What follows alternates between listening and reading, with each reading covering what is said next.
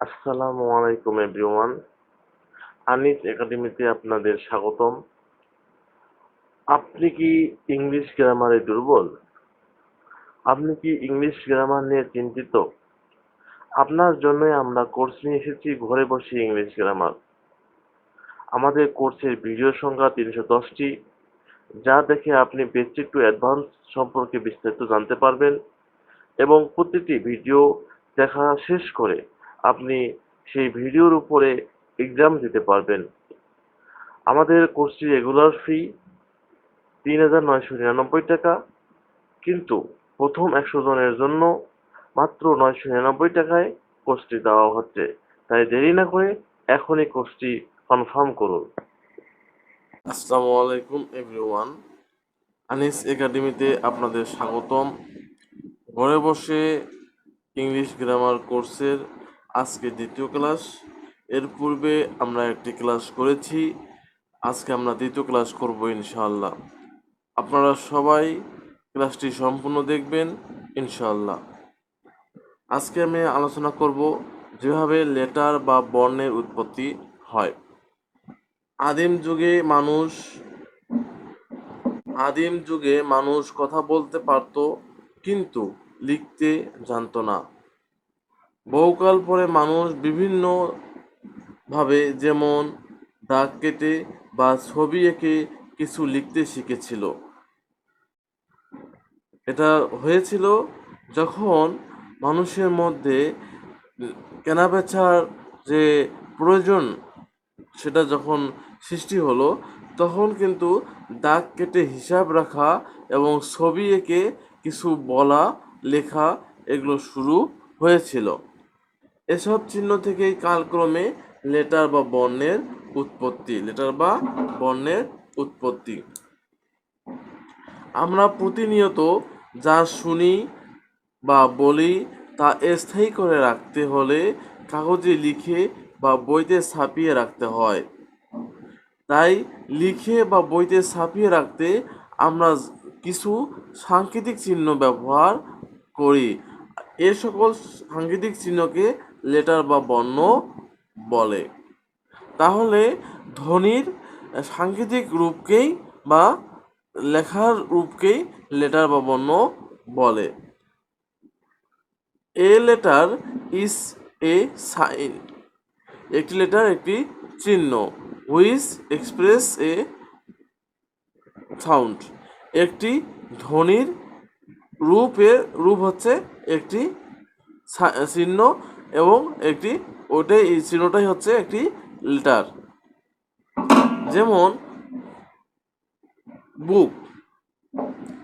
এই বুক শব্দটি লিখতে সাংকেতিক চিহ্ন ব্যবহার হয়েছে 4টি, যেমন বি, ও কে। এখানে 4টি ধ্বনি, আলাদা আলাদা ধ্বনি ব্যবহার হয়েছে, এবং ধ্বনিগুলোকে লেখার রূপ দেওয়ার জন্য 4টি সাংকেতিক চিহ্ন অর্থাৎ লেটার ব্যবহার করা হয়েছে। অপর পাশে ফলোয়ার। এখানে 6টি লেটার বা বর্ণ ব্যবহার করা হয়েছে। ব্যবহারের দিক দিয়ে লেটার্স 2 প্রকার। কয় প্রকার? 2 প্রকার। নাম্বার 1, ক্যাপিটাল লেটার্স বা বড় হাতের অক্ষর, স্মল লেটার্স বা ছোট হাতের অক্ষর। অ্যালফাবেটকে বাংলায় বর্ণমালা বলা হয়। ইংরেজি ভাষায় মোট 26টি লেটার বা বর্ণ আছে। এই লেটারগুলোকে একত্রে বলে অ্যালফাবেট বা বর্ণমালা। ফুলে ফুলে যেমন মালা হয়, তেমনি বর্ণে বর্ণে তৈরি হয় বর্ণমালা, যা অ্যালফাবেট সৃষ্টি হয় বা যাকে অ্যালফাবেট বলে। একটু তথ্য নেই, সেটা হচ্ছে গ্রিক বর্ণমালা প্রথম বর্ণ হচ্ছে আলফা, দ্বিতীয় বর্ণ হচ্ছে বিটা, থেকে ইংরেজি বর্ণমালার নাম দেওয়া হয়েছে অ্যালফাবেট। তাহলে কি দেখো, গ্রিক বর্ণমালার প্রথম বর্ণ হচ্ছে আলফা এবং দ্বিতীয় বর্ণ হচ্ছে বিটা, থেকে ইংরেজি বর্ণমালার নাম দেওয়া হয়েছে আলফাবেট। এটা বলা হয় আলফাবেট। ঠিক আছে। এবার আমরা লেটারকে দুই ভাগে ভাগ করা যায়।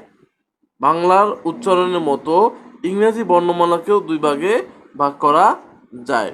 কি কি ভাগে ভাগ করা যায়? নাম্বার 1 ভাওয়েল স্বরবর্ণ, নাম্বার 2 কনসোনেন্ট বা ব্যঞ্জন বর্ণ।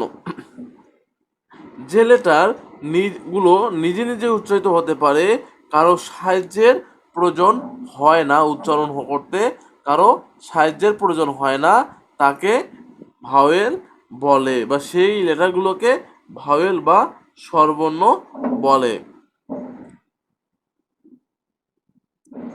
দ্য লেটার্স বর্ণগুলো হুইচ যা আর pronounced without the help of other letters, অন্য বর্ণের সাহায্য ছাড়াই উচ্চারিত হয়, আর কল্ড ভাওয়েল, তাদেরকে ভাওয়েল বলে। তাদের কি বলে?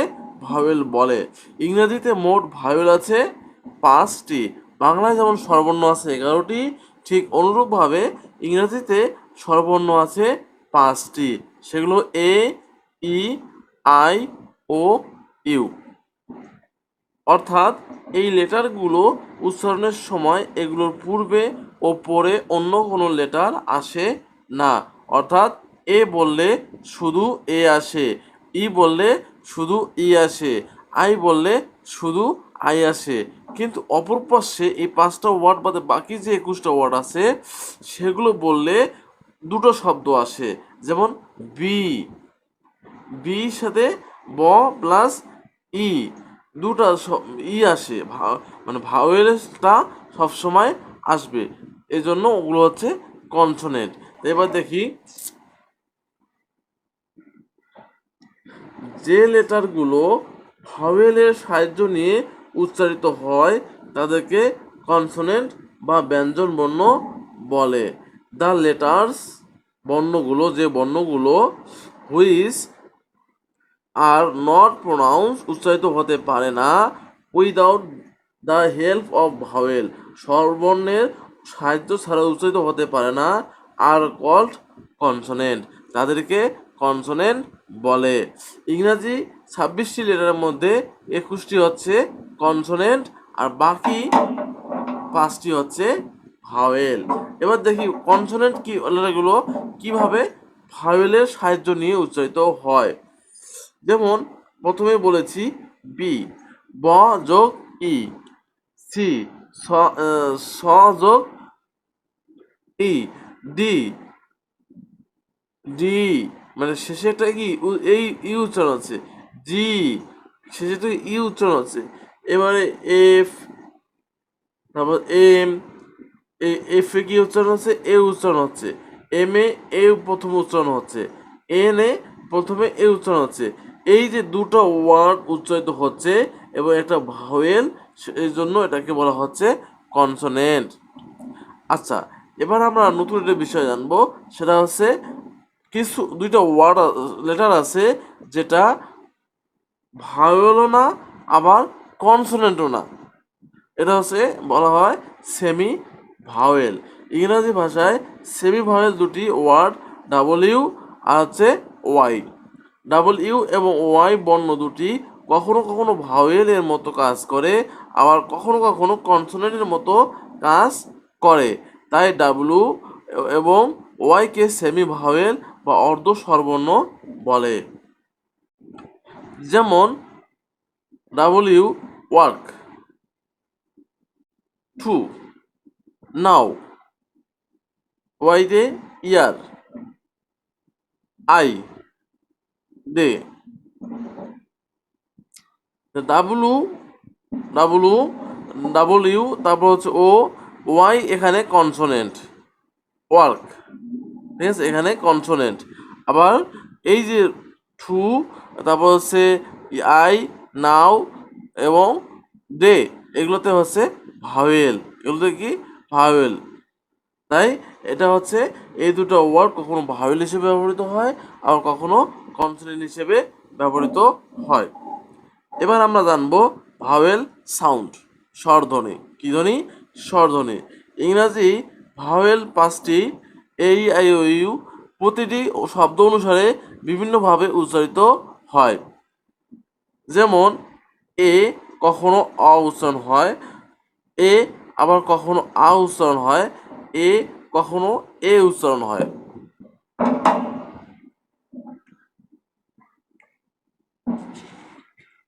যেমন এ দিয়ে যদি বল লেখা হয় তাহলে বল, ব যোগ অ যোগ ল।